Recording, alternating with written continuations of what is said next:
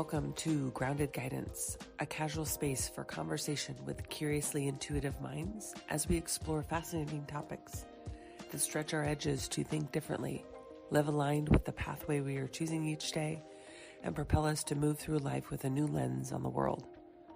Each week we will explore in this space ideas that may challenge conventional thinking, encourage us to be intentional with our thoughts and actions, and grow through conversation with each other and with you.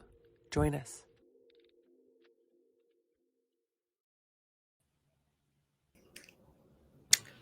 We're live. Now that I know we can talk before they can see our faces. You're supposed to enter like the Brady Bunch, they told us last time. Oh, nice. Oh, that'd be fun. There's a story.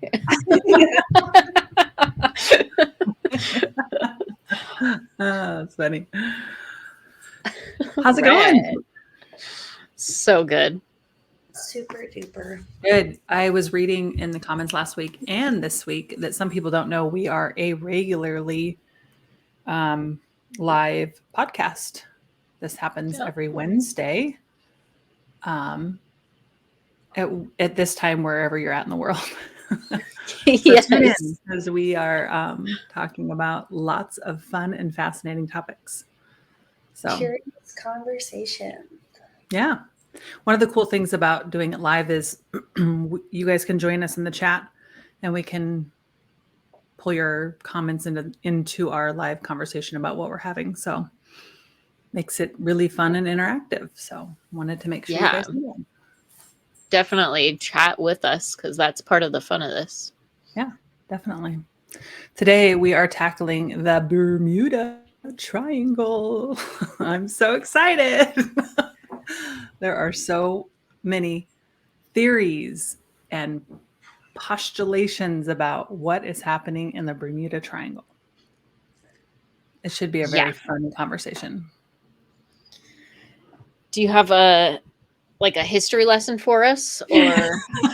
I always have a history lesson. I mean, let's be real here. So, the Bermuda Triangle. What's interesting about the Bermuda Triangle is it actually it's not anywhere you can find on a map. It still isn't to this day. And it didn't really even become a fascinating topic for people till the 70s. 70s? Yeah, 70s, when somebody wrote about it in a book. So the Bermuda Triangle connects Florida, Puerto Rico, and Bermuda in this triangular shape. And it is said to be this space in the Atlantic Ocean where an inordinate amount of shipwrecks and plane crashes have happened. Come to find out, it's not any more than any other place in the world. I know. I was so shocked by that, right? Yeah, it's interesting, isn't it? So it's not normal, is what you're saying? Say it again. It's just totally normal. It's the normal everyday place. It's one of the biggest shipping passages in the whole world, this place that forms the Bermuda Triangle. But its disappearances are not anything abnormal. The shipwrecks, the plane crashes, they're not anything more than anywhere else in the world. There are some interesting anomalies that are happening that we'll get into. But I thought that was really interesting. It's not so significant. Right. It's not as, I think that the Bermuda Triangle is like shrouded in mystery and everybody wants to find all these unique reasons why. And I do think there are really interesting reasons why it has caused so much speculation, some of which I do believe to be happening. But it's interesting. I think there's some proof to some of these claims. The exact boundaries are not really universally known, but it's about 500,000 to 1.5 million square miles, the area between Miami, San Juan, Puerto Rico, and Bermuda. On a map, it doesn't look that big, though. No. It's like geographically, it's like, oh, it's not that much territory, but... No, it's not. But if some of the pictures I've looked at, it kind of looks like this abyss. It's kind of like, some of it's kind of taken my breath away because it's off the coast of Miami and into these big, vast open waters. Did you see the documentary where they removed the water? Like they did, like the ground has been surveyed there so many times that they actually have imaging, 3D imaging of the topography of the land underneath the Bermuda Triangle. No, And they can pull back the water so you can see the topography of the ground underneath it. It's very interesting. Really? What did they determine? Is it very mountainous or something? They determine from what I remember, there is like a mountain range around the Bahamas area that is just created from volcanic activity over the years. And it once was above water. And then when sea levels rose and with erosion, it kind of like flattened out a little bit. But then there's vast deserted areas, like just vast deserts down there. And they think that's where the Flight 19 may have landed as part of this vast desert area. But you'd think they would have found all the planes by now if it was a vast desert, you know. Oh my gosh. Did they that is so interesting. What's it called? Atlantis down there too? That's a different episode. Well, Atlantis plays a role in the Bermuda Triangle because Edgar Cayce, one of the most prolific psychics of the 20th century, said in one of his readings that Atlantis the far corner of Atlantis would be found in Bimini, Bahamas. And I went back to one of his readings where he said that. And what they found in Bimini was this underwater road with these stones that looked, I don't know what they looked at, but based on the reading, that was supposed to be the top end of Atlantis because Atlantis has since obviously flooded. But they say that that's not man-made and so on and so forth. So yeah, they say that's at the far tip of the Bermuda Triangle in Bermuda. There's so many different theories on where Atlantis is or could be, though, right? Yes. What's interesting about that theory, though, is I don't want to get too far into Atlantis because we'll definitely do an episode on it. But they also say that the Azores Islands in Portugal, which is closer to Bermuda than it is to, say, Miami, Bimini in Bermuda is closer to the Azores, which they say is part of Atlantis. So that theory there, what Edgar Cayce came up with, I thought was really interesting. But again, that's just, speculation and based on what's happening with Atlantis. I don't know for sure. What I find really interesting about the Bermuda Triangle too is a lot of people a lot of things that I've read have said that, do people still travel this way? Do people still travel, through the Bermuda Triangle? Yes, it's one of the biggest shipping passages in the world. Planes and ships still pass through there every day. So we're talking about, some of these big plane and boat incidents, but you have to remember that in the grand scheme of, what's happening every day through the Bermuda Triangle. That's just crazy that they still fly through there. I was going to say, I would not want to be going through there. Well, I mean, more planes than not make it just fine through the Bermuda Triangle area, right? Like there's a few offhand moments where the planes have disappeared, which I don't know, kind of makes me think that, well, maybe there's nothing really, I don't know. Go. Let's just keep going. I'm sure we'll get into it. Actually happening there? Should we just okay. So another thing is that area of the world is subject to some of the biggest tropical storms and hurricanes anywhere. Right? So when we think about all these big things happening in the Bermuda Triangle, there are a lot of hurricanes that are happening in that area. Yeah, somebody in the comments just said, well, it messes with electronic navigation tools, which I mean, that's what causes the plane issues. But it doesn't happen all the time, just sometimes. It makes you wonder if there's some pole changes, magnetic north pole changes in that area. Is that the electronic fog too? Could be. Yes.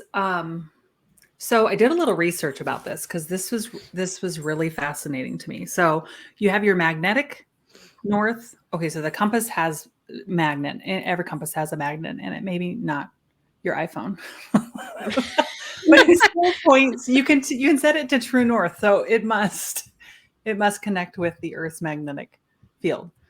So you have your magnetic north, and then you have true north.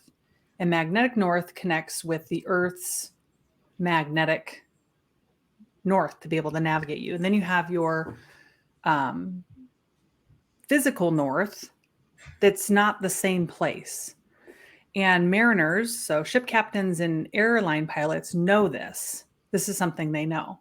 Well, in the Bermuda Triangle, that is one place that it does not point magnetic north. And they think it has to do with the high levels of iron in the Earth's core there, like higher than normal, because of all the previous volcanic activity. Which that would make sense. Which messes with the magnets in the compass, which I think is just fascinating. So when you talk about electric fog, or did you say electric fog, Kim? Electronic.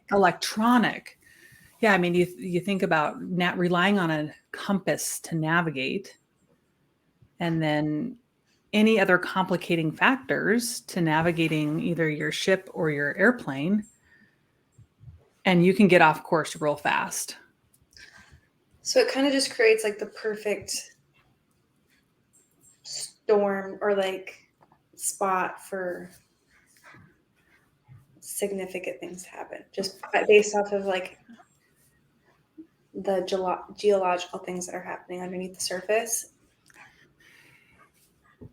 Yeah, that, in the years that I've studied the Bermuda Triangle, that is what I have come to, understand is there is a lot happening down there with the currents in the water. I was going to say environmental anomalies there too, between the currents. Like they've got this sort of vortex current that sort of loops people around, so they think they're going in one direction, or if they lose power and they can't shoot straight, they think they're going straight, and then the currents kind of wrap them back around, and then they get stuck in this loop sort of. Yeah, they call it the thermohaline circulation, the Great Ocean Conveyor Belt. Currents circulate water through the world's oceans like a giant conveyor belt, carrying heat from the tropics towards the poles and sending colder water back into the deep ocean currents. And that's exactly what it does. Yeah. It just keeps moving them in this pattern, which is, that could be one reason. Well, I think that itself explains some of like the missing ships, or the ships that end up being ghost ships. End up way beyond where they went missing. Yeah, let's talk about the ghost ships. That is what was the most fascinating thing to me. Like these ships that people just vanish on. Like the ships what's happening? But the people are gone. Yeah, what do you think's happening? Well, I listened to like a podcast on it, and it made logical sense to me, rational logical sense, which, I don't love rational logical things all the time. I like to believe in the paranormal, but it made complete sense to me that, a ship full of men would be floating on the sea. They, for some reason, lose power to their ship, or think they're about to capsize, or, something takes them down. And then all of a sudden they're stuck. And then these natural water patterns just kind of keep them circulating in on this conveyor belt in this circle. So they can't ever get anywhere they're trying to go. And then they, if they run out of fresh water and food, They are likely to try to drink salt water because after a while your thirst becomes unbearable and you have to resort to something. And then they turn into this, they have like the saltwater crazies or whatever they're called, where it's just ultra dehydration, and then they jump in the water and die. Okay, but the ones that I saw was like their food supply was like completely intact and everything. I think that's just pirates, right? Or Like, something. but it would. Let's go with the UFOs or something crazy. I mean, don't get me wrong. I think there's still something to be said for like possible UFO activity, especially when it comes to something like Flight 19. I mean, there's lots of other reasons why Flight 19 disappeared, but the fact that it's never been found is kind of shocking to me after all of these years. I think maybe they could have gotten just sucked up by a UFO, and that's why they were never found again. There's always the animal that's like, there was a dog, there was a cat, there was a bird. Like the animals are always still on the ships. But hey, it says, "Yo, aliens." exactly. I mean, really, let's be real. You know, that one of the theories that I think is very possible is potentially a wormhole. Yeah. Both. Yeah, a quick jump to another dimension. Let's go down this rabbit hole. Because where do they go if they haven't been found? Now, what's interesting about some of these shipwrecks and plane crashes is they're just finding some of these from 100 years ago. So, I mean, we're talking about a huge expansive area that we have not completely explored, right? Well, I wonder if, I don't know. I also wondered, like, does somebody have a website? Are we tracking all of the things that are down there? Because I feel like the same like groups that go exploring find the same things over and over again. Like, mark this shit down on a map so that we can stop exploring the same shit over and over again. They say that what they've documented is in the past 500 years, at least 50 ships and 20 aircraft have vanished in the triangle, most without a trace. No wreckage, no bodies, no nothing. But how many more do we not? I mean, before they had all the standard aviation tools that documented this stuff, how many more?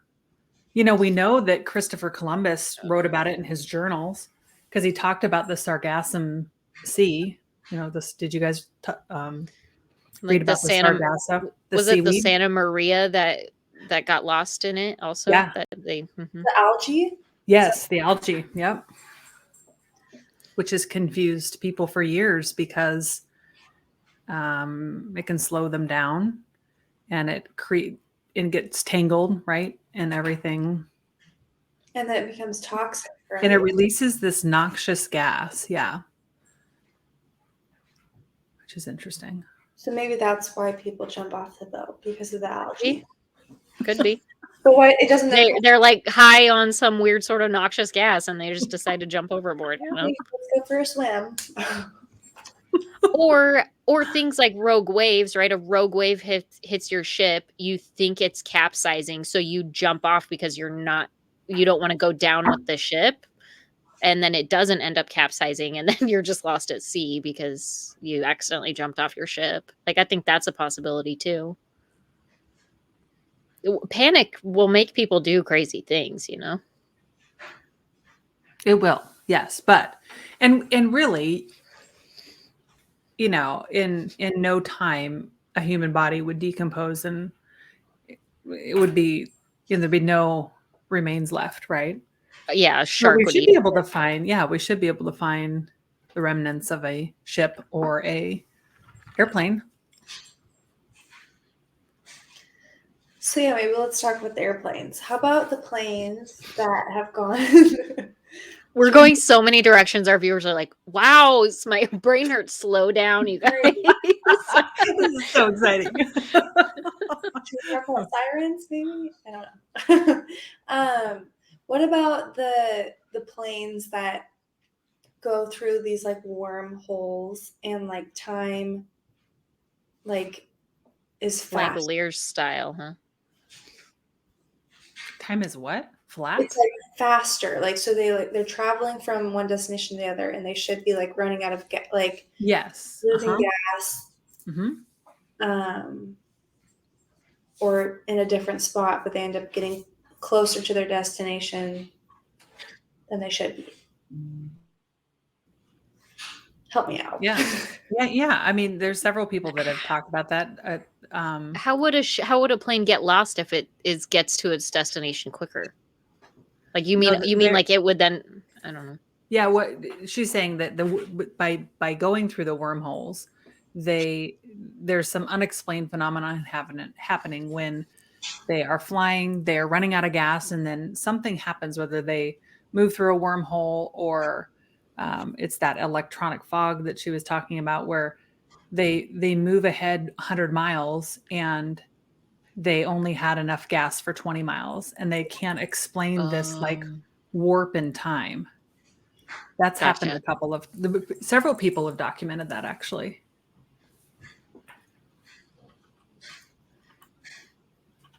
So can wormholes happen like not in space? Like it can happen obviously here. Yeah, there's a lot of theories about it, and some people, don't believe that it actually is happening. For those of you that have watched Skinwalker Ranch, it's really fascinating if you haven't. They believe that there's a wormhole maybe happening on that property. But yes, it can happen in this dimension. Yeah, here on Earth, anywhere. Is that what you were asking? Yeah. Yeah. And that's just been one theory, that down in the Bermuda Triangle somewhere there might be a wormhole or multiple wormholes. That's why things and people and ships and planes have just disappeared without a trace. Or I saw another story about a plane that landed. It like came out into the radar out of nowhere. It like popped in, and it was supposed to be landing in like 1995, and it was like 1992. So it traveled back in time? Yeah. And then it like ended up like the pilot was like, don't approach the aircraft, and then it like flew away after it found out what time it was. It sounds like just a crazy person. Why would people? Well, that sounds like a time warp. I mean, I've heard stories of, people who walk into a bookstore. It's modern day walking into a bookstore. They walk out and it's 1950s. The cars are different. The people are dressed different. It's 60, 70 years ago. Wait. I love the idea of that, but I don't know that I just don't. Are there real accounts of that? Oh, yes. Really? Yes. But I'm curious about a time warp in the Bermuda Triangle. Like that's interesting. So time traveling, that's a thing. Yeah, I believe it's a thing. Really? Karen, gosh, you're full of all the fun stuff. I think it could be a thing. I don't know how it looks without some sort of machinery. You mean like a time machine or something? Like the DeLorean. Yeah, like I just future. I can only. Oh my God. See, but for me, it actually makes more sense that like a wormhole could actually create time travel, or like something like in outer space that makes more sense to me. But like a DeLorean, that seems very or like Thanks. getting Take you to hit another by a space and bolt of time. Yeah. lightning or something. Like, I don't know. I feel like some sort of crazy event would have to cause it. I just can't imagine walking through a door and then all of a sudden you're in a different decade, and then not just walking back through the door the other direction. Like, what? Okay. Like, wouldn't you be so confused? You walk through a library Yes. door and you're in 1960. Wouldn't you Yeah. just turn your ass back around and walk back through the door? The incident I heard about that one was they did, and they had walked out to the street. All the cars were different, the people were dressed different, and they kind of like came to, went back into the store. The store wasn't a bookstore, it was a drugstore. And then they were like, where am I? So it really was this time slip, this time warp. Did they get back? I mean, they obviously got back to our age, or are they telling you this story 50 years later? They did. I don't remember how it ended. Wow. But yeah, that was Interesting. their This is taking us in a lot of different directions. I feel like it's opening up a lot of different conversations for future episodes. We've got like the Twilight Zone happening over here in the comments. I know, they're all like, okay.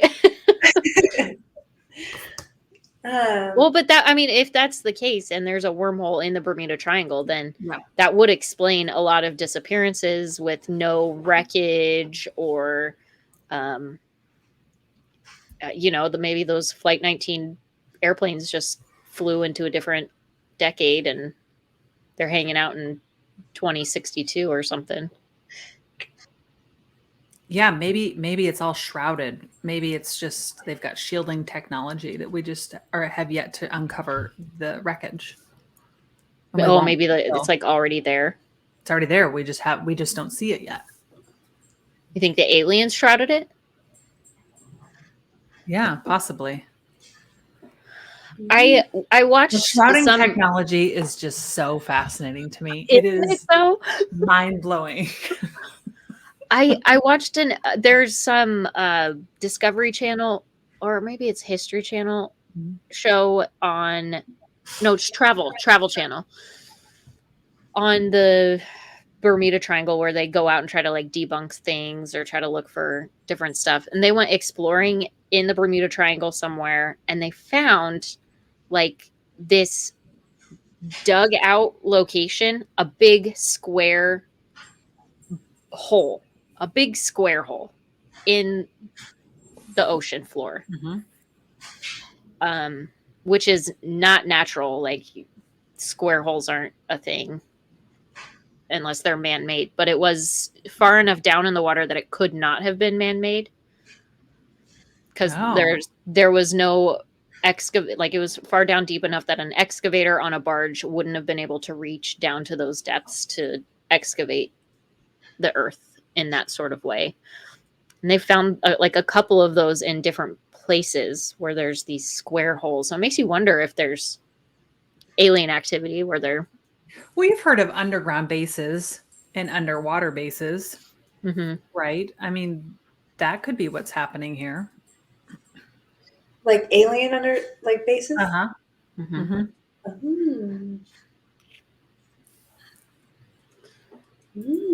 That's interesting. Oh, okay. So Jeffrey Jones says, I go to Bimini a couple times a year and have dived the Bimini Road. Ooh, that's cool. That is cool. I'd love to know. I mean, I've seen pictures of it. It looks like a road.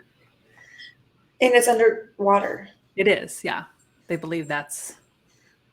Well, Edgar Casey said that is the Atlantis. That is part of Atlantis, yeah. the top of Atlantis, yeah. That's really fascinating. Let's look at the comments. Let's see what people are chatting about.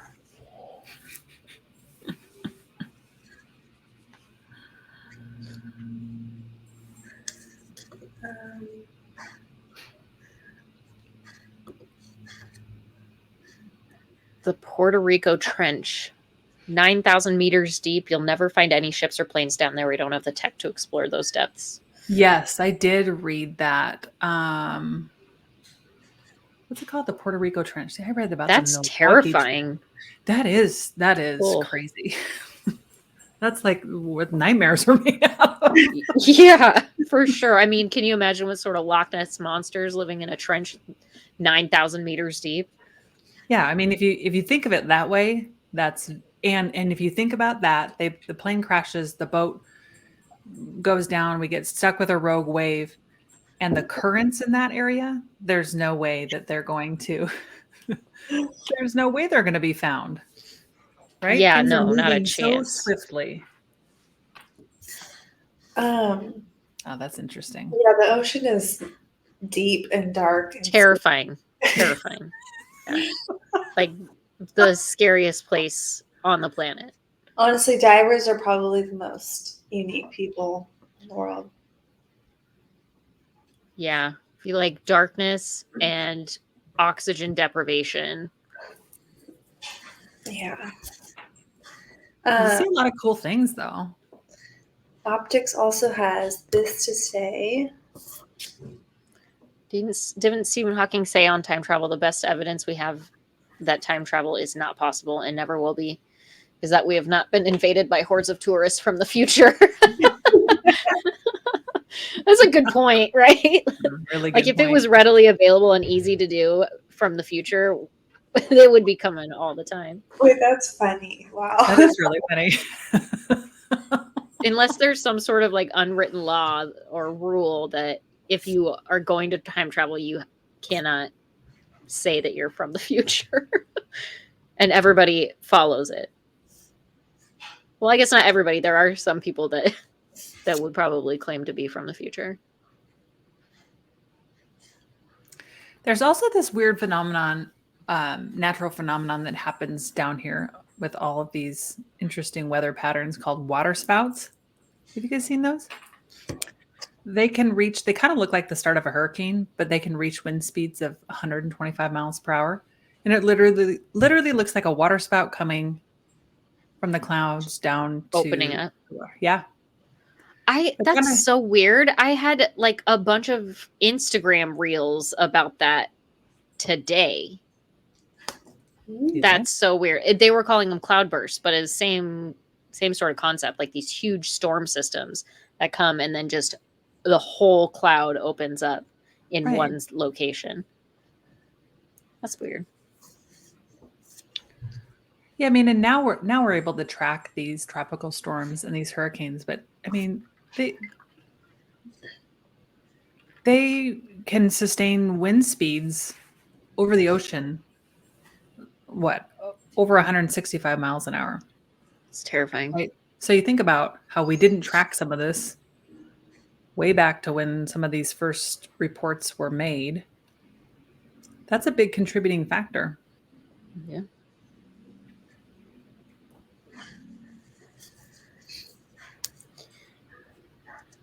I want to know what Mr. Movies has to say about all this.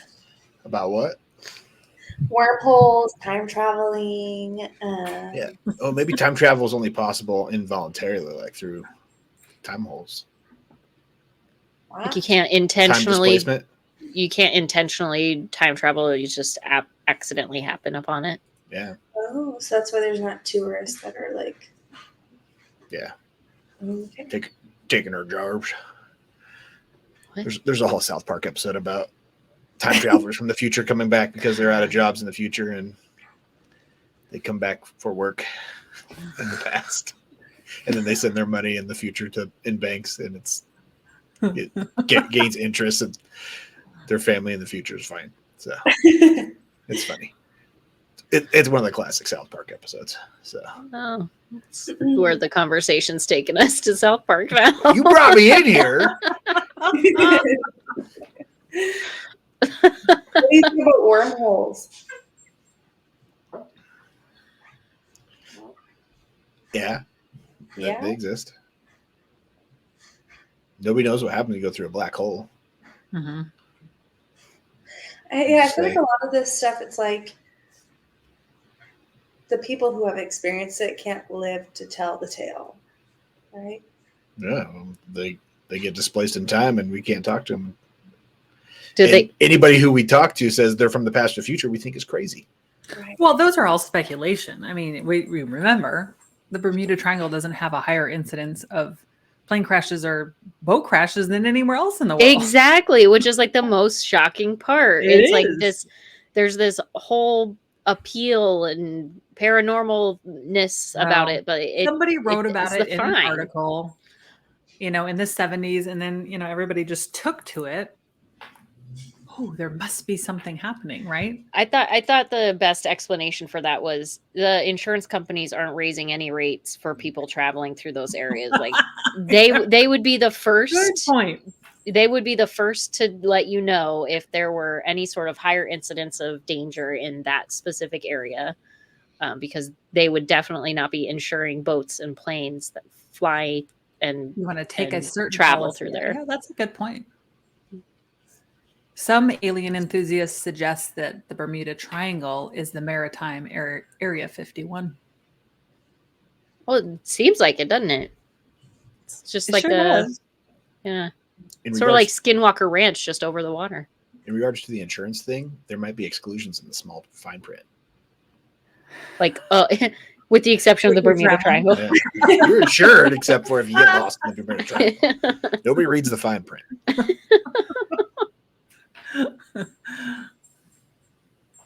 Wow. So this gentleman by the name of Bruce Gernon wrote this book called Beyond the Bermuda Triangle. And he says, could the Bermuda Triangle be a portal to another space and time? A pilot by the name of Bruce Gernon says it is. I didn't believe in time travel or teleportation until it happened to me. The pilot alleges that a fog surrounded my craft and I leaped ahead 100 miles. Don't believe it? Luckily, Gernon documented what happened and memorized every detail of that flight, publishing a book about his experience in 2017. Wow. Cool. Yeah. I have to read Wow. that. That sounds True interesting. encounters with electronic fog, missing aircraft, and time warp. So there you go, Burley. Somebody was questioning that. I said electronic fog, and it really is electronic fog. That's it. That's really interesting. I might have to check Interesting. that out. So Yeah. it's the fog. And the fog. Well, okay. So this is interesting too. Despite it, with the exception of electronic fog, if you take just real fog, you know how turned around you can get in real fog, God. and Yeah. your magnetic compass isn't pointing magnetic north, right? I mean, there, and then you've got You're lost in no time. Yeah. no time. Yeah, Yeah. no time. I mean, fog is tricky. So you got that. Then you got the crazy weather patterns. You've got the rough seas. You've got the current that moves. There's a lot happening. Yeah. Thick fog on a back road that I've driven every day, 3 times a day, my entire life. And if it's foggy, I'm like, where am I? Yes, yes. I I'm can't the see same way. anything. Yes. It's so distorting. Yeah. Hmm. What else did you kind of, through your research of things, what did you learn, Karen? Well, aliens. Yeah, They some believe that the Bermuda Triangle, that they use the Bermuda Triangle as a portal to our planet. They gather the people and technology they need to conduct their research on our species. Ooh, who's talking about that? Isn't that interesting? Yeah. Well, there have been lots of people claiming to see UFOs or UAPs, right? In that area of the water. And then so the guys that gosh, I gotta look up the name of that show.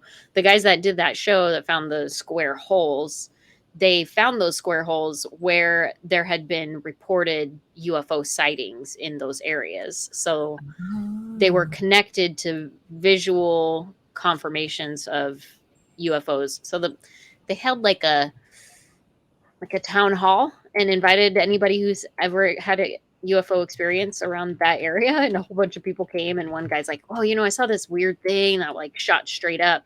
It hovered for a while and then disappeared. And then they corroborated that guy's evidence with another guy who was watching from a different location around the same day and saw something similar. And then they kind of like triangulated their spot. And then in that triangulated spot, that's when they found that square hole. So it sounds like it could be an alien base. I mean, that sounds interesting. I love that idea, actually. Do you? I'm not like, yay, alien bases under the earth, but I just think it's so fascinating. It is. I mean, that's what they're learning and discovering at Skinwalker, that there may be an undercover base at Skinwalker Ranch. In the Mesa. In the Mesa, yeah. Yeah. Well, that's can't wait to talk about that. Aliens are a little bit nicer than like we've made them out to be, I feel like.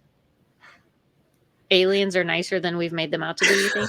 Is that what you said? I mean, like at this point, I feel like they could have done some serious damage, right? But Have you heard what they do to buttholes? What? Tell us more. Elaborate. What the hell are you talking about?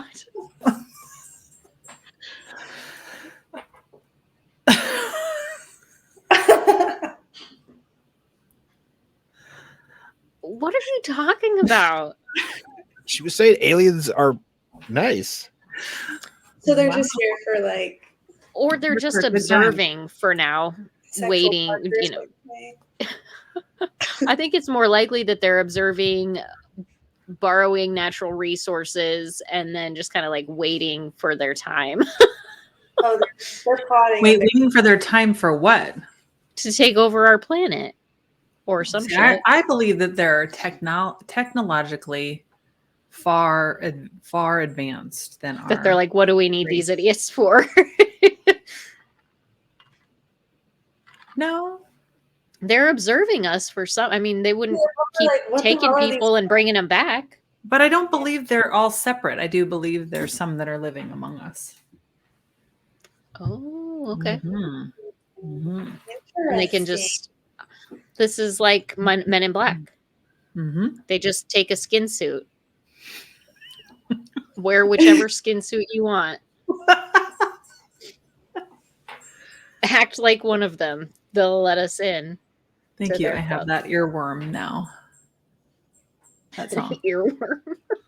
We are the Men in Black. Galaxy Defenders. That's right. Oh my gosh. Okay, so Pope Anthony says the fire ice frozen methane caused the surface to bubble and ships to lose buoyancy. So there is something we haven't chatted about. That's the methane hydrator. Yeah, something like that. Which is methane similar. Hydrates. Mm-hmm. It's similar to the algae, just different.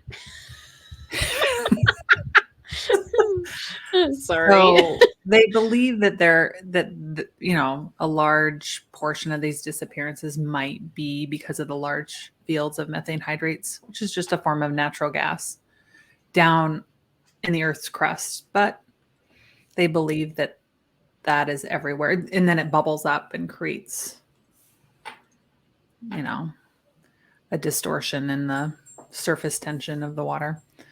But they don't believe that that's any more there than anywhere else in the world. I also watched something about breaks. There's like natural shelves in the ocean that cause water breaks, and when it's like a calm day, you can't see these water breaks, but the currents of the water breaks will drag down anything that kind of runs into it, if you will. Kind of so like that ship undertow, or not a rogue wave, but what are those? Yeah, like an undertow. I think that's kind of. What are those waves that run perpendicular to the shore, that if you get stuck in one, Yep. you know what I'm talking about? Similar, yes, similar concept, right? Yeah. So And you have to they're going swim, you have along, to going along. swim parallel to the shore to get out of them because they just keep taking you out. Yep, exactly. Mm-hmm. Just going along like it's no big deal. You can't see anything because you think you see the waves going all in the same Right. direction. Then all of a sudden, this break actually is taking the wave in the opposite direction, and it just will pull ships down. Or That's terrifying. yeah, You think about that. That is just. Is it a riptide? Yeah, riptide. Thank you. Yeah, it's riptide. Yeah, that's what I was thinking of. It was not me. It was Rue 13. Okay, so Thank you, Rue 13.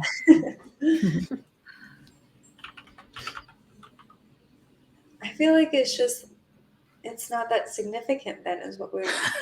well, I think it can be all of the things though, right? Absolutely. Like it could be all of the above. It also could be that because there's these environmental natural anomalies that happen in this area, Yeah. maybe UFOs are more likely to be like, oh, they won't notice as much because these things happen naturally anyway. So maybe we can slide in, do what we need to do, take 4 planes and leave, you know? All the people on the ship. Take 4 planes and leave. That's good. I like that. Or take all of the human beings off of a ship that's there, and and then it becomes a ghost ship. I think it could be all of the above.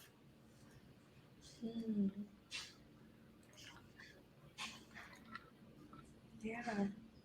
You know, the interesting thing about the compass thing is where I just really get, based on natural causes, that's where I really get fixated.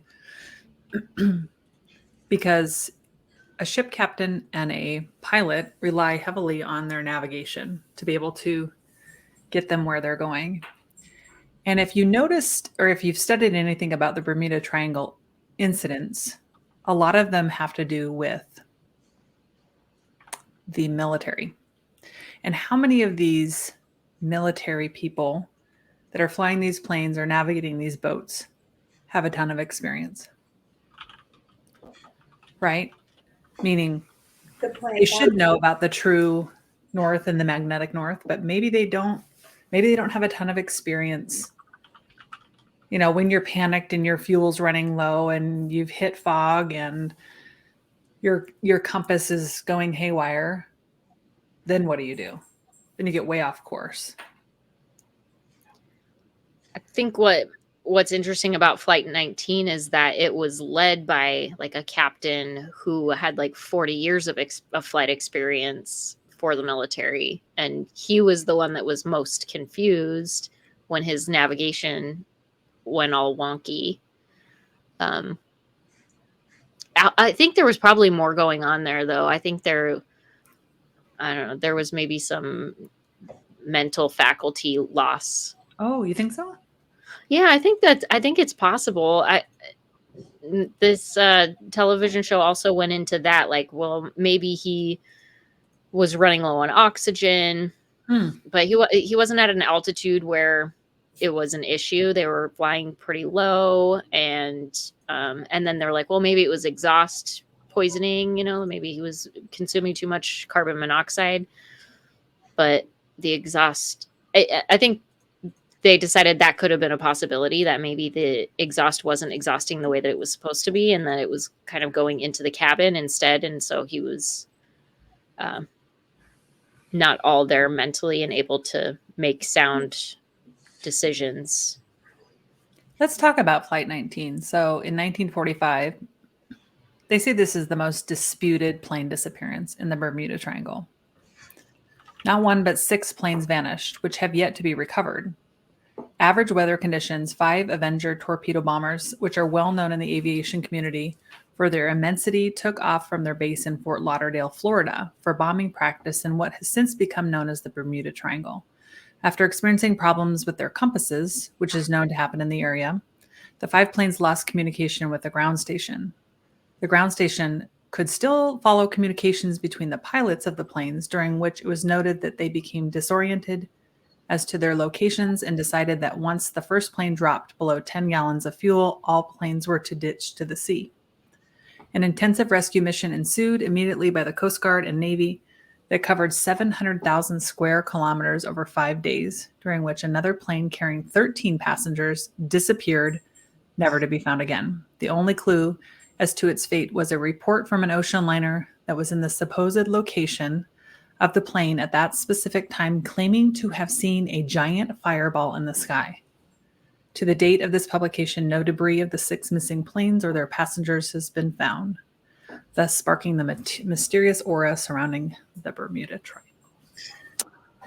I've heard that. I've heard that big, what was that? The fireball. I've heard that on a couple of occasions.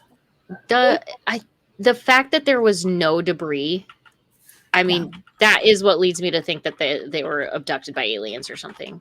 Like or that they slipped into a wormhole. Yeah, okay, a wormhole. I just didn't even think about that. Like that didn't even cross my freaking mind. Yeah, because you moved to a completely another dimension, time, place, so nothing would be here. Wait, what's the underground that Godzilla and King Kong go into? Hollow Earth. Hollow Earth. Maybe they're in Hollow Earth. Hollow Earth. Ooh. Yeah, who came up with that theory? Creators of King Kong. Ray Invader says, been reading Stephen King's The Tommyknockers, and this podcast is starting to freak me out. Sorry, we're not trying to freak you out. We're just trying to make you think. That's all. Wait, what did you call it? A sun? What was it? Fireball. Giant fireball. Mm-hmm. So like the plane exploded in the air, and that's all the people saw, or the fireball consumed the plane. Yep. Yeah, no one knows. What's curious to me, I watched something on this a while ago, but what's curious to me is the first disappearance is, okay, I get that. But then they lost 13 more people. And that was a rescue plane. That was the rescue plane. Yeah, I know. That's the bonkers part, right? Like they go out searching for 5 planes and the rescue plane tanks too. Yeah, I mean, that's true. Maybe it was like a wormhole in space for however long it was. And then, yeah, all those planes got lost and then it just closed back up. Yeah, and the weather was good that day. Yeah, that was significant. You know, sorry to go back to Skinwalker, but if you go back to Skinwalker Ranch, some of the things they've been testing, they've been shooting off rockets, and when the rockets reach a certain spot, a mile up. It's not even a mile up now. This new season, not? They're not even a mile up. No, they're 300 feet above Earth. There's a weird anomaly that you can see in the picture that's happening. They believe that, well, they're speculating that could be possibly a wormhole. So were the planes flying through that? That was, right?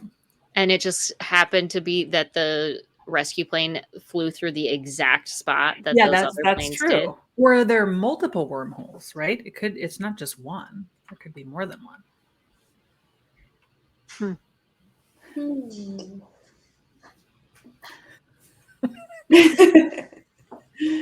Those were small planes equals small debris fields, can sink easily before they have a chance to float to a shore. That's shocking to me because I don't know. I feel like a paper airplane can be found on the shoreline. But they did say they covered 700,000 square kilometers. And I mean, how deep is it? I just feel like you'd out see there? something, right? Wouldn't you see something though? Especially, I don't think so. Not necessarily. No, I agree. I don't think you would necessarily see anything. They were flying low to the surface. And they got lost. Yeah, they got lost.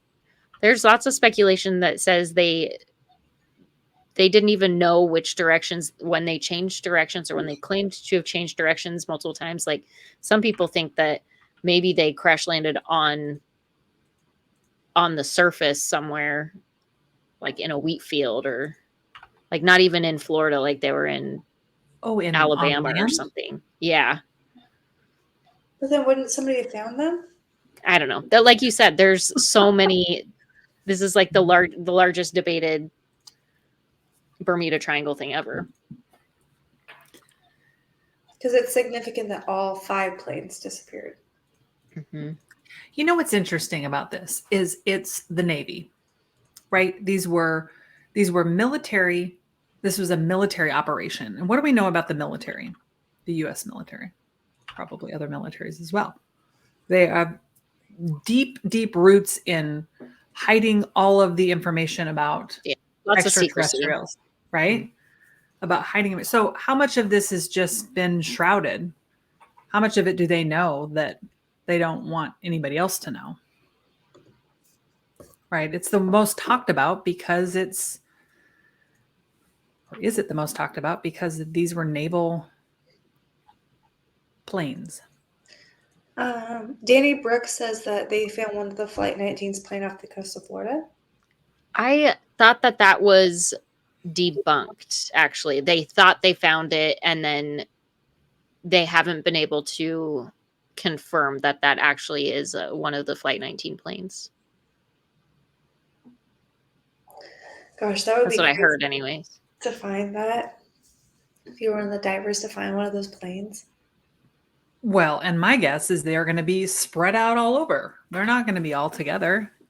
Well, especially since I think there was record that perhaps some of the planes, they weren't all in agreement as to where they were and what direction they should be going. Yes. So some of they think that a couple of the planes might have gone rogue and not listened to their captain or whatever and gone a different direction. But let's go back to the person that brought up the trench, 9,000 kilometers. I mean, It's true. We're talking, it's probably at the bottom of the trench, guys. If you can't get to 9,000 feet below the water, there's got to be something down there. And if they were anywhere near it, they're probably in it. They're probably in it, yeah. Do you guys think the Malaysia 6's bunker says? I mean, they can't find the Malaysia flight. Yeah, that blows my mind too. Yeah, that one's fascinating. Yeah, that one. Was that one flying over the? No, different place. But again, that brings back the wormhole theory, right? Like, absolutely no trace, gone without a trace. Will you put that one back up there, please? Yeah, the Malaysia flight.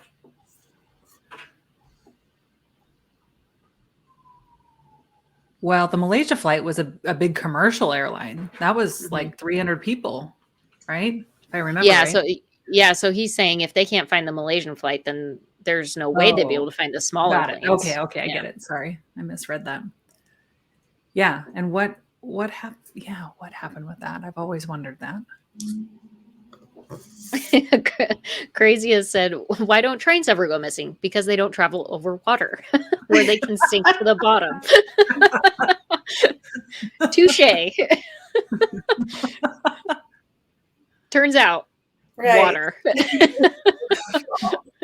I think we can hide more. We can hide more in air and we can hide more underwater. I'm not saying me or necessarily we, but the government. Yeah. I don't want to get into especially if you have cloaking technologies, though. Yes. Yeah. Yeah. I think you can cloak a lot more in both of those places. For sure. Because it looks all the same. All water looks the same. All air looks the same. Super easy to camouflage. Yeah. Oh my gosh. Oh. So Galaxian says they say some of the navigation equipment incidents were on days of unusually high sunspots. Oh, what's a sunspot? Interesting. What is that? Is that like a halo? Those halos around the sun? So you mean like a solar flare, where the sun puts off a big solar flare? Oh, yeah, I think that is what that is. Yep. Interesting. That's really interesting. Yeah. I mean, that would cause a lot of energy, wouldn't it? Fiery don't know if it- explosions on the sun. They are powerful magnetic disturbances which produce active regions on the sun, which can often create solar flares and coronal mass ejections.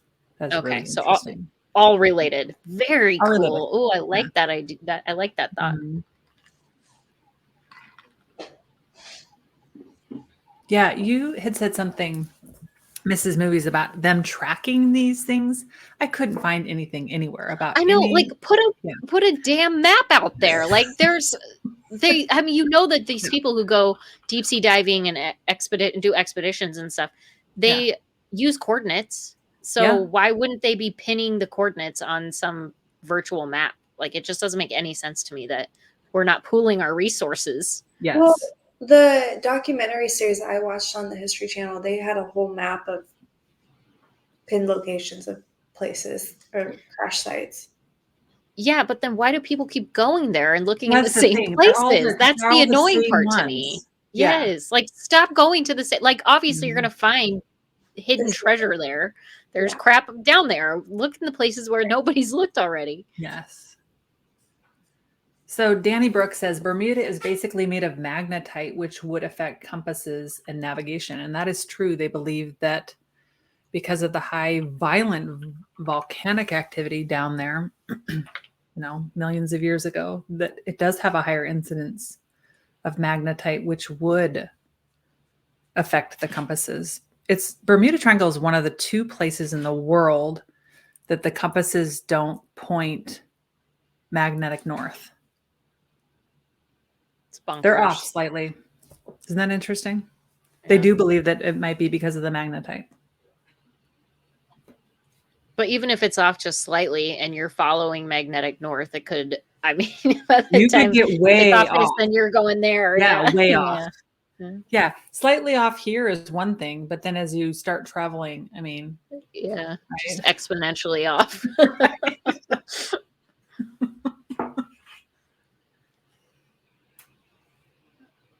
Yeah, we've already read all of those.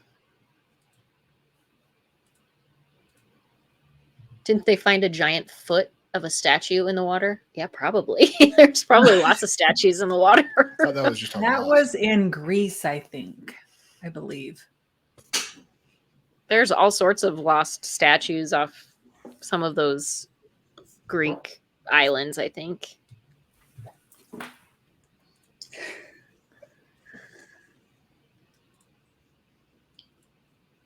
Oh, there she is.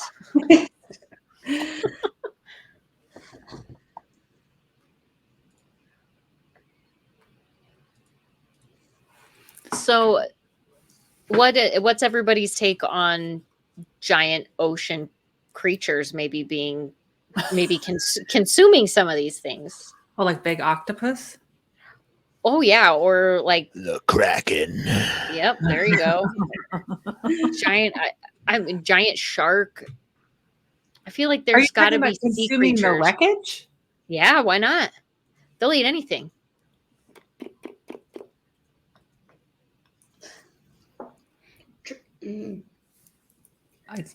Gosh, that's an interesting thought. I hadn't considered. Sharknado. Or at least consuming the people off the ghost ships. The dog or the cat or the bird. Yeah, well, the dog and cat have better survival instincts than human beings lots of times. I would agree with cats for sure. So let's talk about some of the shipwrecks. Do you want to? Yeah. There's quite a few, actually. Highly doubt it's sea creatures.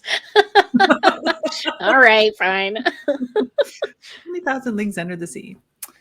1872, the Mary Celeste, possibly one of the most mysterious stories of shipwrecks. Despite being found adrift in some other location in the Atlantic Ocean, the connection to the Bermuda Triangle has been somehow invoked to find an answer to the mystery of its fate. With everything right in the place except for the entire crew, the ship was found stranded on the sea days after starting its journey from New York to Genoa, Italy.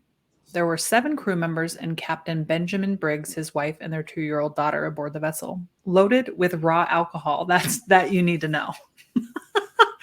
Raw alcohol. This is interesting. Days after when a passing British ship called De Gracia found Mary Celeste under partial sail in the Atlantic off the Azores Islands. The ship was unmanned with no crew aboard and the lifeboat was missing. It was also found that 9 of the barrels in the cargo were empty and there was a sword on the deck. No trace of the people aboard the vessel or the missing lifeboat has ever been found. Studies of the ship clearly ruled out the possibility of a pirate attack since everything was on the ship, including the barrels of alcohol it was transporting, and the crew's valuable belongings were intact. Theories surrounding the mystery of the Mary Celeste also include the chances of a criminal conspiracy, alien abduction, and even an attack by a giant squid. There you go. See? Sea creatures. The possibility of a natural disaster was also on the list. Many suggest the role of an undersea earthquake behind the accident, while few propose an accidental foraying of the vessel. As much of these speculations seem reasonable, they clearly don't fit. After all, why would a perfectly skilled crew on a good weather day with their ship entirely uncompromised abandon it and never resurface again? Yeah, what is happening? I mean, something major for a crew to leave their ship, I would think. They all had alcohol poisoning. I mean, could be that they were drinking the raw alcohol because they thought that it was just, it wasn't raw. And but if that's the case, you'd think that they'd be dead on the ship, not. Yeah. Oh, Milner, 62. Go ahead, Kim. Mary Celeste, they believe the crew got off in a lifeboat after the cargo began to leak explosive vapors. Belief is that the line broke during a sudden storm. So that would be a reason to abandon ship. And then, if you're in a little lifeboat. We never found the people. Well, a little lifeboat doesn't probably stand a chance. Could have got eaten by a shark or... Oh, I see what you're saying. Rogue wave, sea creature. Yeah. So you said that there was barrels of alcohol that were empty? Raw alcohol that they were carrying, to Italy. There were some that were empty? 9 missing? No, they weren't missing. No, you said there was 9 missing. I did? I thought 9 so. of the barrels in the cargo were empty. Sorry. Were empty. Okay, so those were probably leaking. So either they drank them and got real drunk and stupid, or well, think or about they this. were leaking. You can light, a high percentage of alcohol is flammable, right? But the ship was fine. They found the big ship fine. But if it was leaking raw alcohol, the vapors, the fumes off those vapors, that would be highly flammable. I imagine would make you not feel good. Mm. Oh, and raw alcohol is so smelly. You're talking about like the wheat, the barley. It hasn't fermented yet. It's probably in the fermenting stage, actually, which is very smelly. Ooh. That's interesting. Okay, here's another one. 1881, Ellen Austin. Oh, go ahead. Galaxian said alcohol wouldn't have noxious vapors, though. Raw alcohol, though? I'm curious if raw alcohol would. That's probably true. Okay, so in 1881, the Ellen Austin, it is an unnerving triangle mystery associated with the American White Oak schooner. In 1881, the 210 feet long Ellen Austin was going to New York from London when she stumbled upon a derelict near the Bermuda Triangle. Everything seemed fine with the unidentified schooner drifting just north of the Sargasso Sea, but the missing crew. Did you want to say something? Was it derelict? How do I explain it? Like a broken down, like a not like a non-functioning yes thing, a non-functioning thing. Okay. So it was a explain that? non-functioning ship. I don't know it. Yeah, how do you The- explain it? Yeah. With the root word relic, so it's like, Yeah. yeah. Okay. You just need to watch Zoolander again. All right. You'll learn all about derelict. So Captain Baker of the Ellen Austin asked to observe the derelict for 2 days to make sure it was not a trap. After 2 days with no response from the ship, the captain entered the abandoned vessel with his crew to find the well-packed shipment and no sign of the crew. To tow it back with Ellen Austin, the captain placed a prize crew on the ship set to sail together. However, after 2 days of sail on calm waters, a squall separated the path of the two ships, following which the derelict vanished. Days after the storm, according to the stories, Captain Baker's lookout could spot the vessel through his spyglass, only to realize the vessel drifting far away aimlessly once again. Finally, after hours of effort, Ellen Austin could catch up with the vessel, but strangely, no one was aboard. However, another version of the story suggests a second attempt by Baker to bring her back to land, but ended with the same fate as before.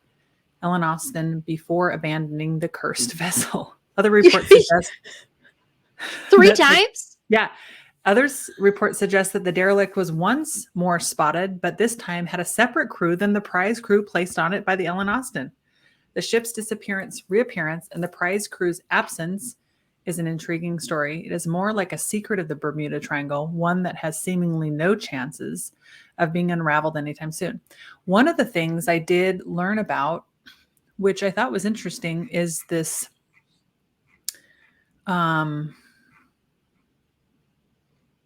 phenomenon called the Fata Morgana, which is like a mirage. Did you guys hear about that? Mm-mm. That is normally associated with being on the ocean, but you can see things that actually aren't there, kind of like a true mirage, like ships that appear like they're maybe upside down, like ships that appear to be flying. And they say that it may be even the source of the legend of the Flying Dutchman. But I wonder if this is part of that. Maybe if they were seeing things that weren't 3 there. times? 3 times. Yes. Yikes. What do you Yeah, think's happening that's there? terrifying. This is what's the most fascinating thing to me is these like haunted ships that Yeah, like what is that? Are they haunted? Are they what was Or last the ship itself is is it haunted? possessed? a wormhole. Mhm. Like they're on the ship, but in a different time. Yeah. What was the last time this ship was seen? It didn't say that. 1881 is when this all happened. And most of it's like just stories told, right? So who knows Yeah. which of the stories is the most accurate one, but Passed down, right? still very interesting that they would go to rescue this ship and then lose another crew trying to get it back to where it's supposed to go. It's crazy. Yeah, that would be just terrifying. If you imagine being out there. I mean, what's interesting about this is the captain observed it for 2 days, making sure it wasn't a trap. So what does that mean? Did the pirates used to trap? I did they set up imagine. those ships? Yeah.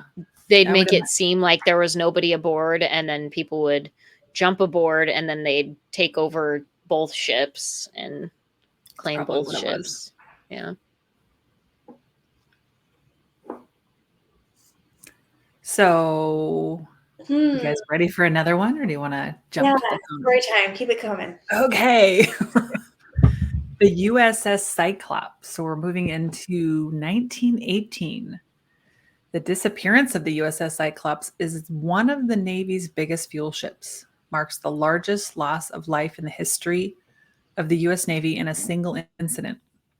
In March 1918, this massive ship set sail from Brazil to Baltimore through the Bermuda Triangle, carrying 10,800 tons of manganese ore with about 309 crew members on board. Setting off on a fairly good day, the ship's first and only message indicated no sort of troubles. The ship was never heard from again. An entire search of the area was put into action, but nothing was ever found. No remains of the ship or any crew members aboard have ever been found. The captain of the USS Cyclops never sent a distress signal, and no one aboard responded to radio calls from other vessels in the vicinity.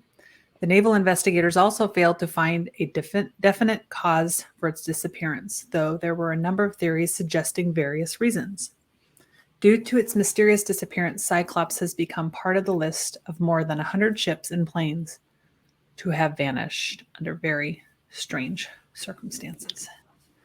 That one has a theory that is actually logical, rational. A good working theory? Oh, tell me about it. Yes. So I watched a documentary on this one that they did. The Cyclops vessel itself had a very flat bottom for a ship. Flat bottom ships are very prone to tipping over, capsizing.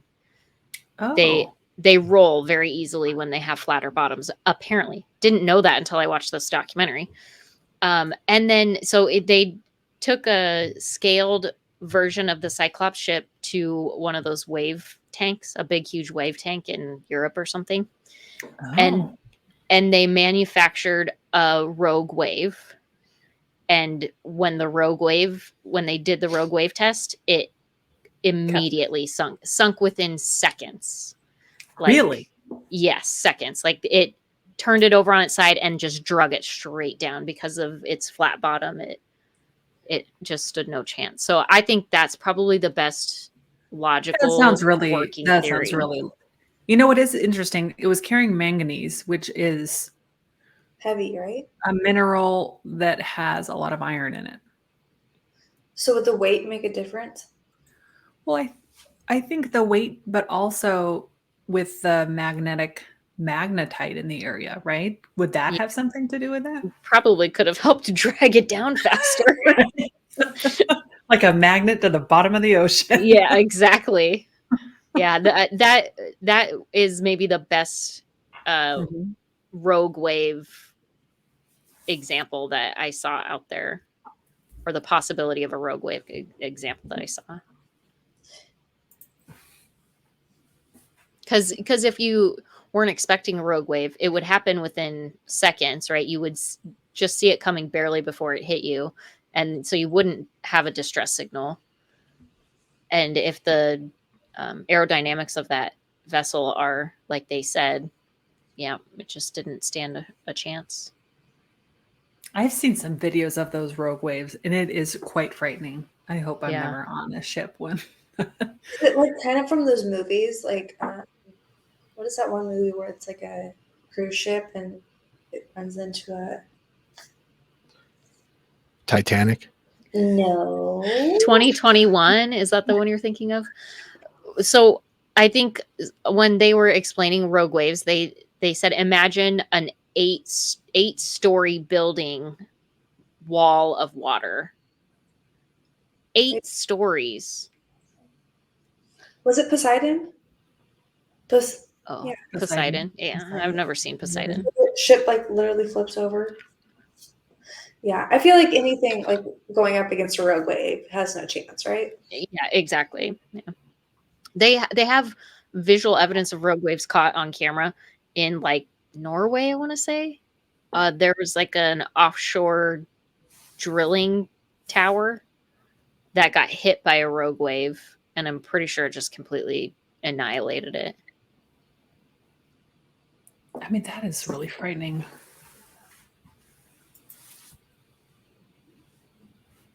All right, let's look at what Milner 62 has to say. Won't matter for long, seeing that our magnetic North Pole is shifting at an accelerating rate, which indicates we are on the cusp of a magnetic field reversal, which we are a few million years overdue. Yes, I did read about that. I read in 2019 that the magnetic north and true north were coming into alignment. It was the first time it had happened in 360 years. What does that mean? Yeah. Like what will happen if our poles shift? Everything? Where magnetic north is not actually true north? Is that what you're saying? I don't know. What does any of it mean? I mean, what purpose do they serve other really than off course? I know, what purpose does magnetic and true north serve other than just geographical positioning? Well, magnetic north is it's where you are like you're, the compasses have a magnet that's connected to the Earth core, right? Yeah. I mean, that's how you're able to find magnetic north is through the But if that changes, so our compasses don't work. Right? True north is not always in alignment with magnetic north. So yes, we'll just have to adjust our compasses. Yeah, what's baghead? Like, what's the big deal? I know what's interesting about that is no wonder they were confused. I mean, navigating through there would be hard. Yeah, if you're relying on a compass and it doesn't work right. Yeah. That's why I don't like flying or boating. Oh, you don't like to fly or boat?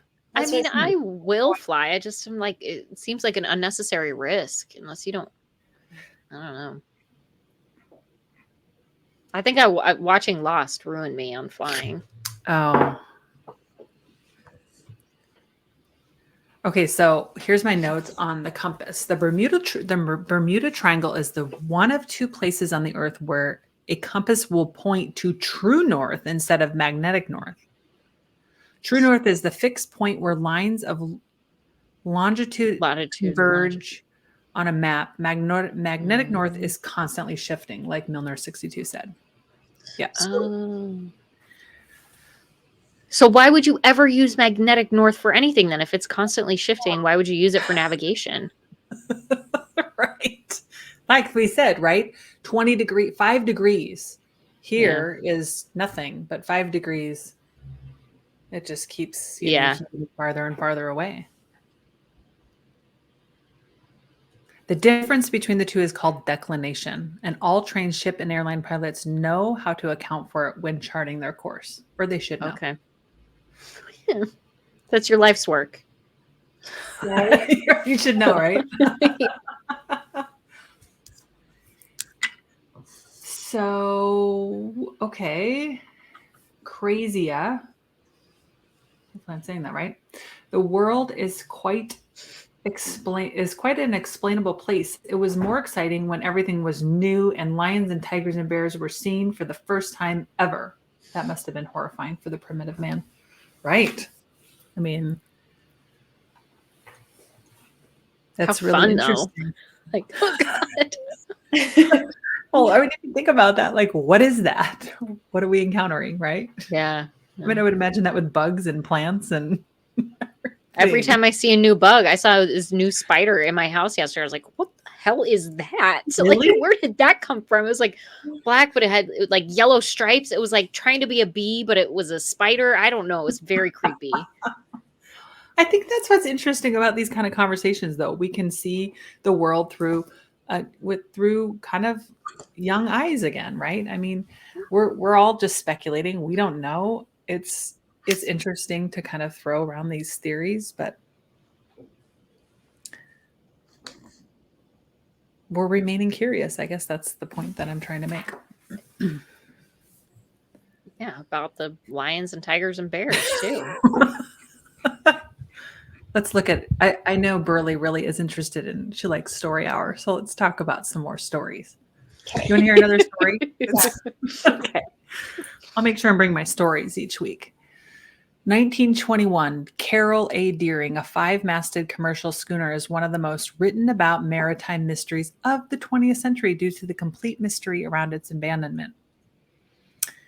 The Carol A. Deering was found hard aground on treacherous rocks of Hatteras Diamond Shoals, North Carolina. There were speculations that the vessel was involved in rum running.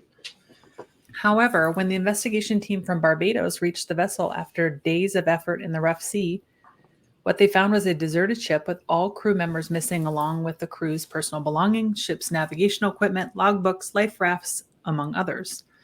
Often known as Ghost Ship of the Outer Banks, the disappearance of the Carol A. Deering, along with few other vessels during the same period in the Bermuda Triangle, has been valuable information on the mysterious waters, but nothing could bring anyone closer to solving the mystery.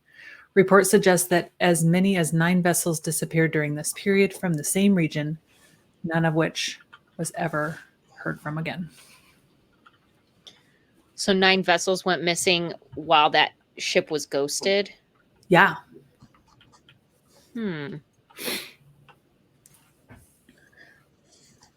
What's that about? And then in 1920, you said? 1921. I think the rum running seems like, you know. I mean, that just seems like bad company, right? You're just in bad in with some bad company. A little like a drug deal went wrong, right? Yeah, like yeah. Mm-hmm. Either that, or I wonder how many times like boats happen upon other boats. Maybe they happen upon another ghost ship, what they think is a ghost ship. That's actually a time traveling ship. And they jump on board and then they get sucked to a different time. Isn't that kind of what Triangle's about? Yeah. Yeah. There's this movie called Triangle. It's like a horror thriller It takes place in in the Bermuda Triangle. Yeah. It's very good. But it's, yeah, kind of time travel-y, interesting like that. I feel like we should do a poll on what we should do for next episode, because this Love is that idea. in a lot of different directions so far. It did, didn't it? Yes, we did go a lot of directions. Oh, Raining Madness said Triangle's a time loop movie. Yes, Oh, a time time loop. Mm-hmm. If it wasn't so damn scary, I would recommend you watch it, Karen, because it's interesting. Okay, I'm sure it is. Yeah, you can just But tell me all the high it's points. scary. Yeah. You don't do any scary movies? No, Like, what kind of scary movies are mine. I do mind benders. I like some mind benders. Okay. It's more thriller than horror. Yeah. No horror. No horror. Do you want to do a poll? Oh, are you working I'm on waiting it? for topics. Oh, put we it in just the need some poll. topics. Throw some topics out and he'll do a poll. Wormhole, Skinwalker Ranch, Atlantis, Time traveling, time travel. time warps, time loops. I only 4 topics. Only 4. Well, let's see here. I don't know that we can Put get in the caught up chat. on Skinwalker Ranch fast enough, Kim. Yeah, I think we wanted to save Skinwalker Ranch for when the When season finale. When the season's season done. finale hits. Yeah. Okay. Yeah, I guess one of the let's take a sidebar just for a moment and talk about, we love chatting about the things that you guys are interested in too. So comment either in the chat or Galaxian said Bigfoot. ooh, yes, that's a great one. Ryan says angels. Awesome. We have a large list that we are going off of, but we also would love to hear what you have to say too. Oh, Bigfoot is shrouded in mystery. There's lots of good stuff to talk about Bigfoot. Eric loves Bigfoot. Oh, yeah? True believer. Lots of people in my house too. Mm-hmm.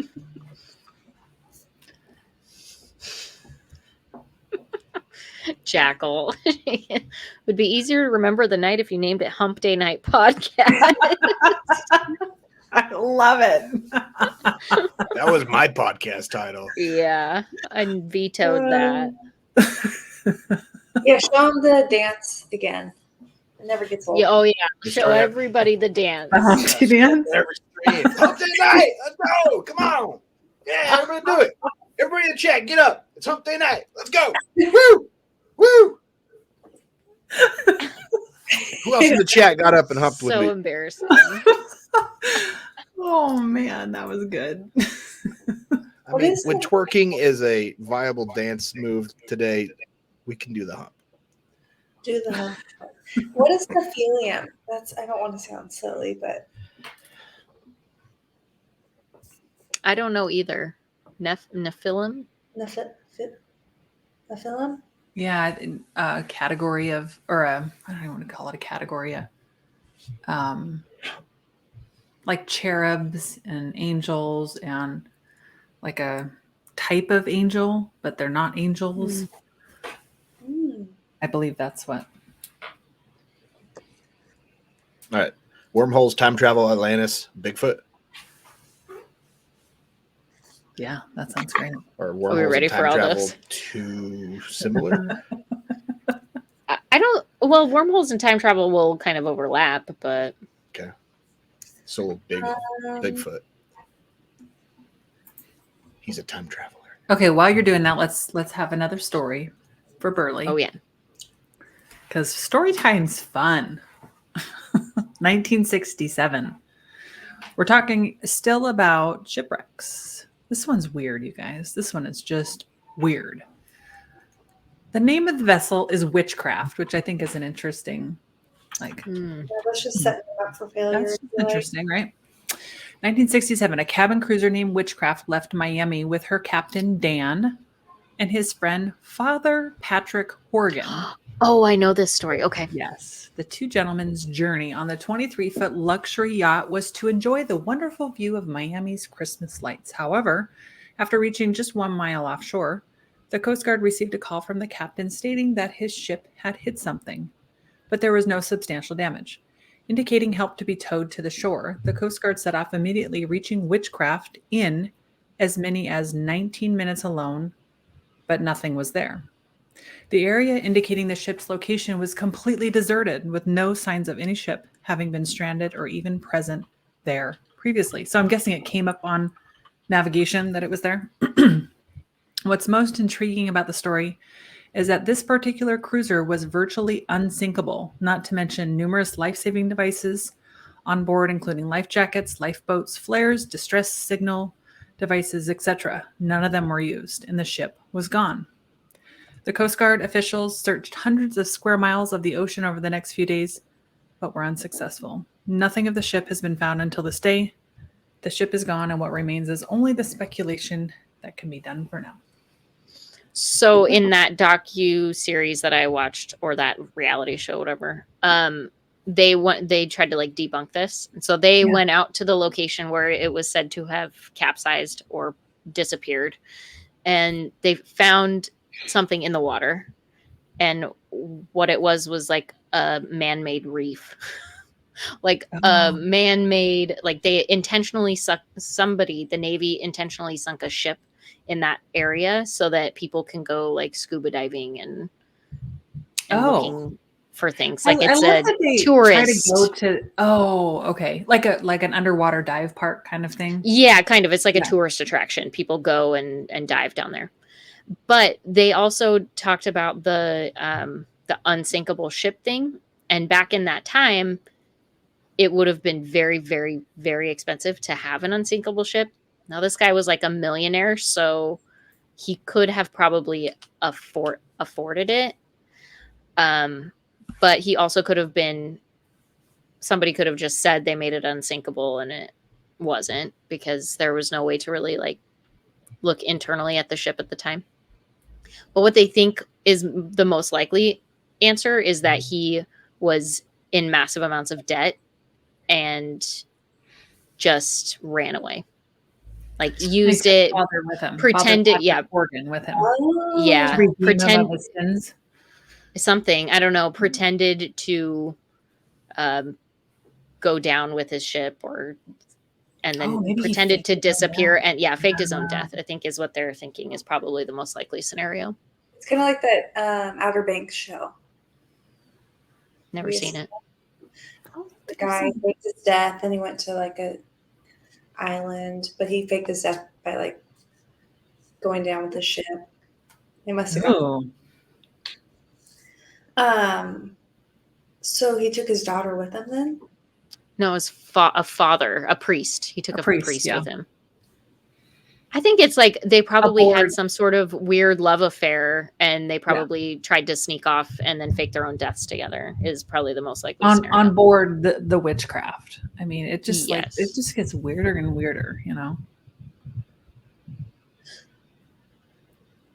Late July 2015, two 14-year-old boys went on a fishing trip in their 19-foot boat. Despite 15,000 square nautical mile wide search by the Coast Guard, the pair's boat was found a year later off the coast of Bermuda, but the boys were never seen again.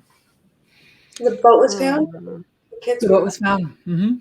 This is just the crazy thing to me is like the ships that are intact, the people that go missing. Maybe add UFOs to the list. Too late. Polls already started.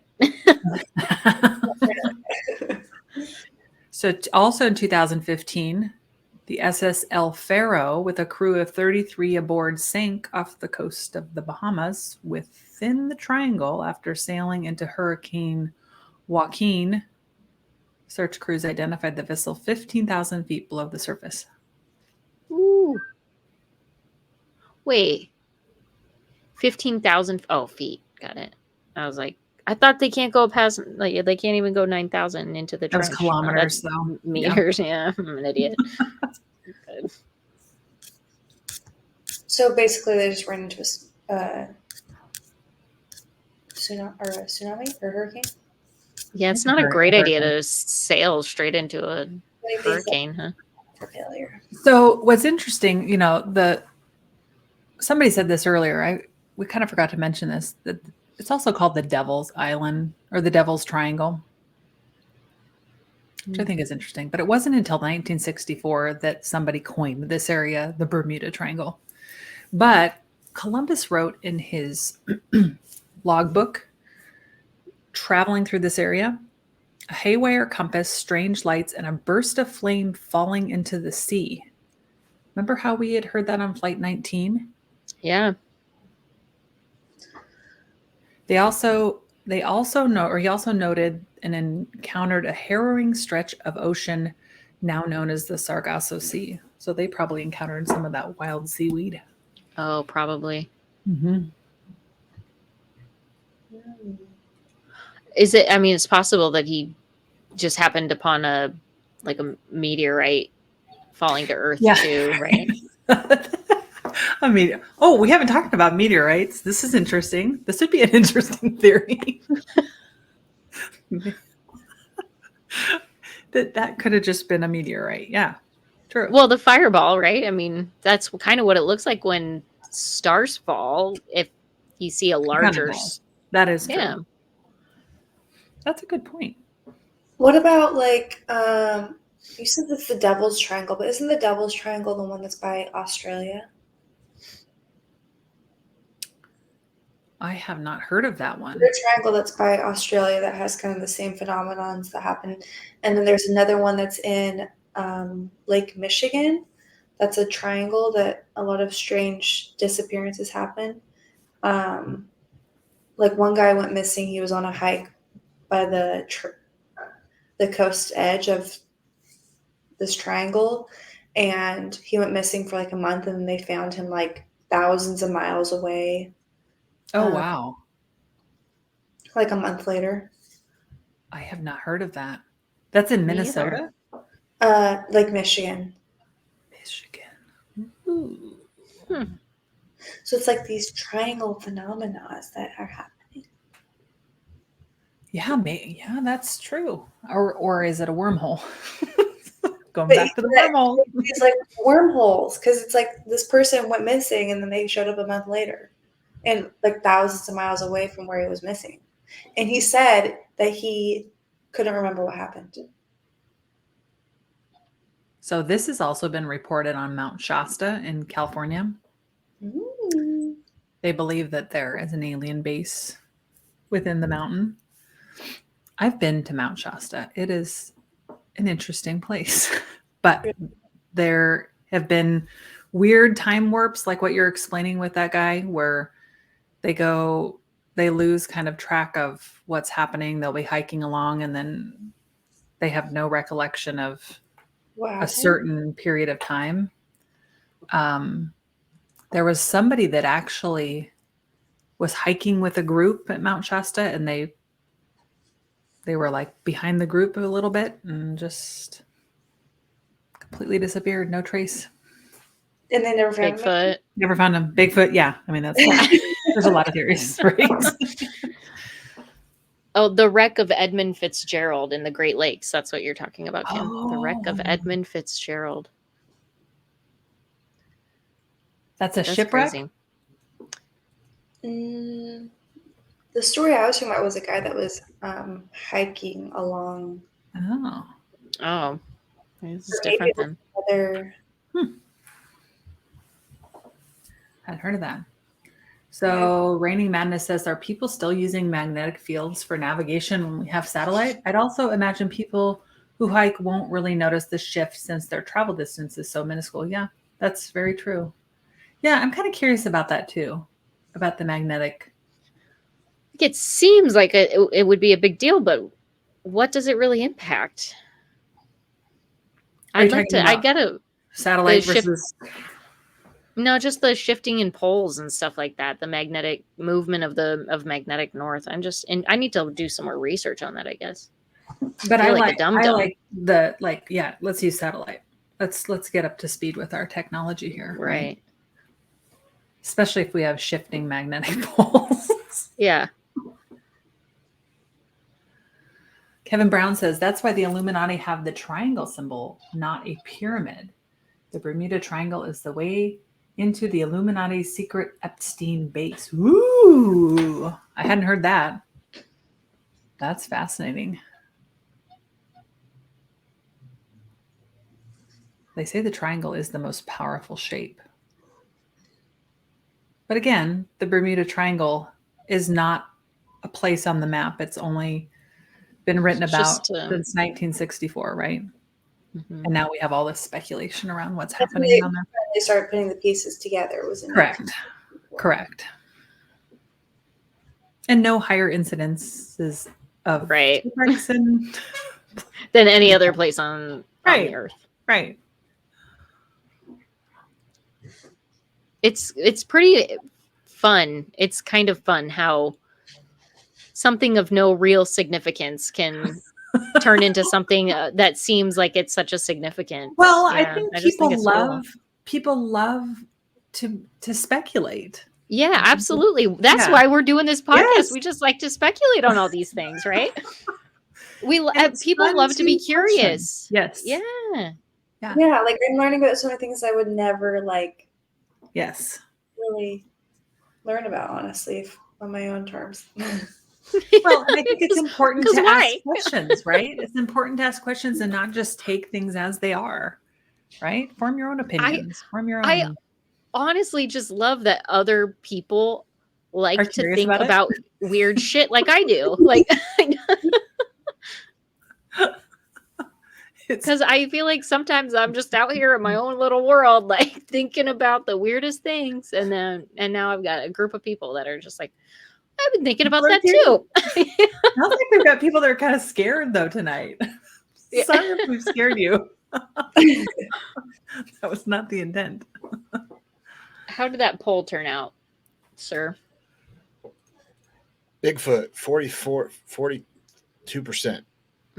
Just dropped 2%. But yeah. That's not a glaring review for Bigfoot. There's 4 choices. Yeah, what are the percentages for all of them? I want to know what people are Time travel is in second at 32. Bigfoot's got 43. Atlantis has 19. Well, Bigfoot would be a fun departure. I'm surprised. I am really interested in Atlantis. I'm not as interested in Atlantis just because everybody thinks it's somewhere different. Nobody has any idea where it's actually at. Like, so it's just a big mystery. Is it because you watched the Disney movie Atlantis? Probably. See, I've never seen that movie. Maybe I'd change my opinion about Atlantis if I watched it. That's good. But same with Bigfoot, like. Oh, there's been lots of sightings of Bigfoot.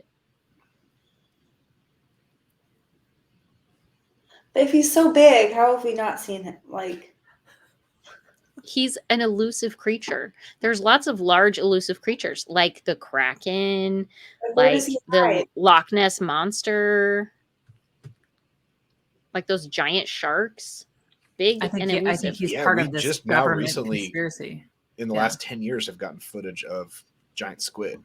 They were legends before that. Yeah, people thought giant squids weren't a thing. Then they wash up on a shore and they're like, oh shit, apparently giant squids are a thing. Like, how big are we talking? Giant squid? Like Yeah. really big. The type that fight whales. Yeah, like from that one movie. Ugh.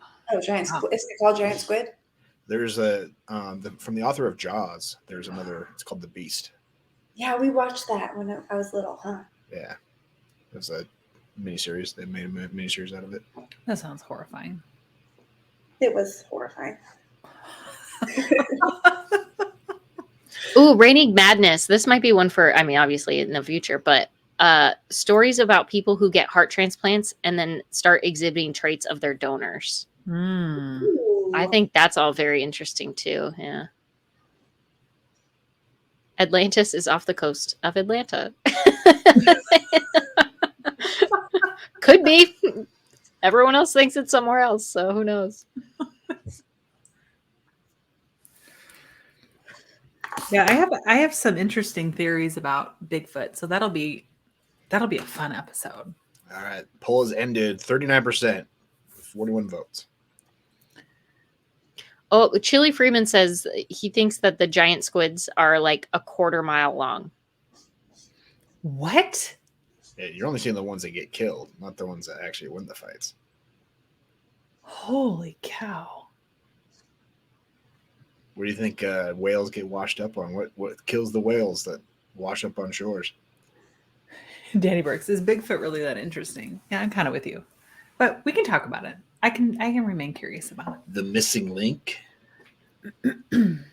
43 feet. Wow. Ooh. You could ask your family about Bigfoot and gather some intel from them if they are believers. Oh, yeah. Well, no, I can be curious with the rest of them. Okay, perfect. Yeah. Perfect. Yeah, of course. That's what's interesting about this. I love all the different ideas and theories. And Should we do That's- Bigfoot and the Loch Ness, Christian says? I think there's enough legends about Bigfoot around the world, like Yetis and all that kind of Yeah. stuff, the missing link, that I think we could talk about regional. Big feet. Yeah. I think there's enough for just one show. Oh my gosh. We only know 10% of the ocean. Maybe we should do an episode on the ocean. I don't think I'd ever step foot in the water again. Oof. The ocean scares me. It scares me too. How do we know it's 10%? I Oh think my that's gosh, the one here thing we I go. have an irrational fear of is the ocean. Maybe it's rational though.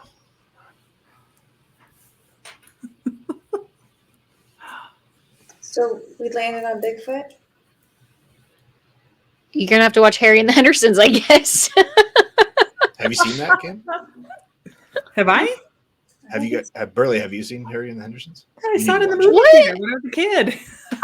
You've never seen Harry and the Hendersons? Oh, it's like the best. I watched it with you. Did we watch it together? I mean, I've seen it lots of times. I don't know if I never watched it with you though. No, I feel like I remember Harry. It takes place in. You gotta watch Harry and the Hendersons, a Goofy movie, because Bigfoot's in that. What else is Bigfoot in? There's some good Jack Link's commercials. There's some good documentaries on Bigfoot out there. We've watched all of them. Yeah, they're pretty good. Ooh. Finding Bigfoot's a good Can we series. interview your cousin's, your uncle, or your best friend's uncle? Hunting Bigfoot for 45 years and has some interesting finds, but nothing conclusive. Shoot, if you're hunting it for 45 years and you have nothing conclusive.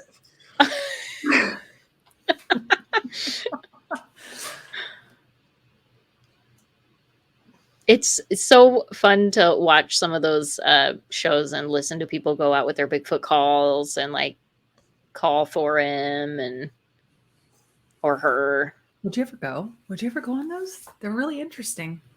I think so. I think Would you I'd ever go. go in the woods like that? If I can take my gun, sure. What if he just misunderstood and he's like not mean though? Exactly. Yeah. I mean, if he was mean, don't you think he'd be You just attacking want more some people? loving. Just the Get big back in the gene Steel pool. City says Bigfoot is the love child of the Blair Witch Project. That's awesome. I don't want to take my gun to kill Bigfoot. I want to take my gun to protect myself from other creatures of the night, like cougars. You're more scared of cougars than Bigfoot. Yeah, definitely. I guess, yeah, because we know that they're real. Big cats are scary. They stalk. They're scary.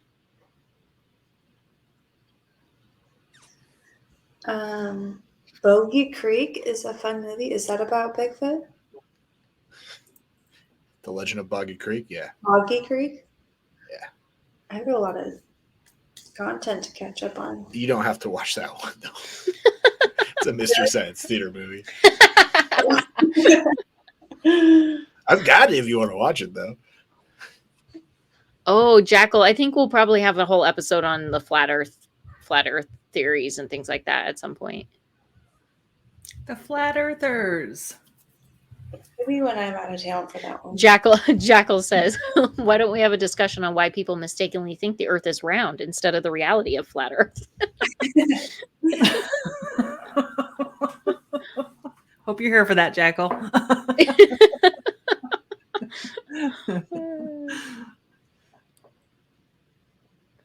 This is a fun discussion tonight. Yeah, I think it opened up a lot of future topics. Wormholes. We bounced through about 6 different wormholes tonight. Oh, it was good though. I loved them all, though. Yeah, they were good. Yeah. Starting next week, all of our shows will be on the Grounded Guidance own channel. So make sure you subscribe. The link is pinned in the chat.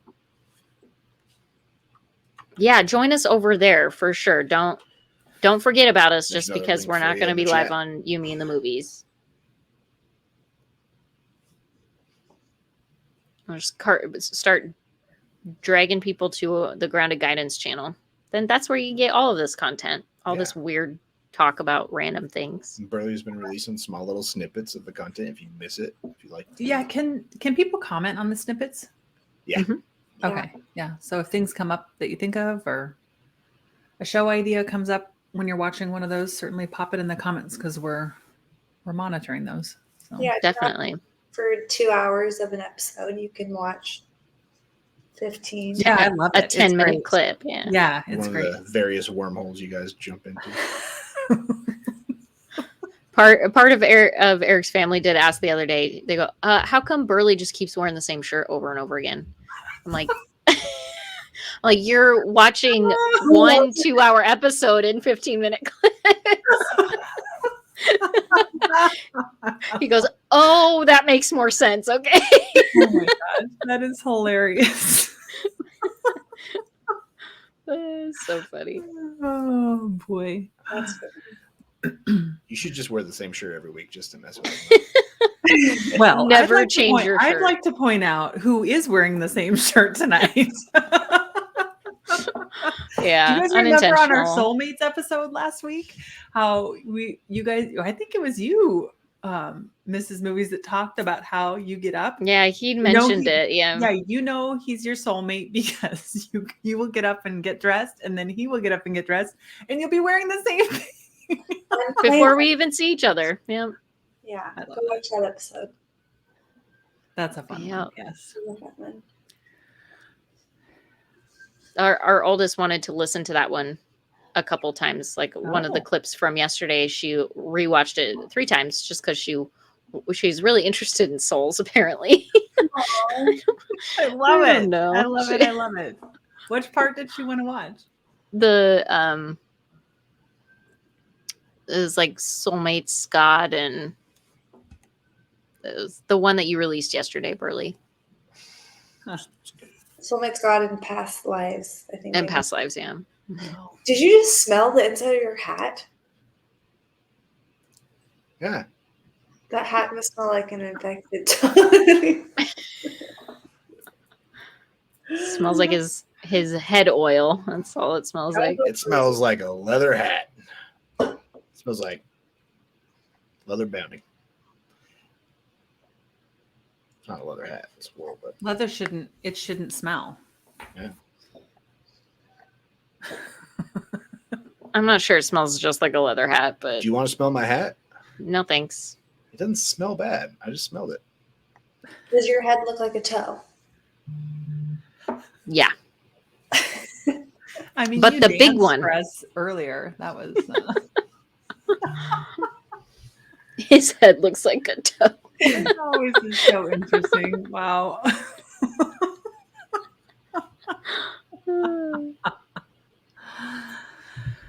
All right. How about All right. some grounded guidance?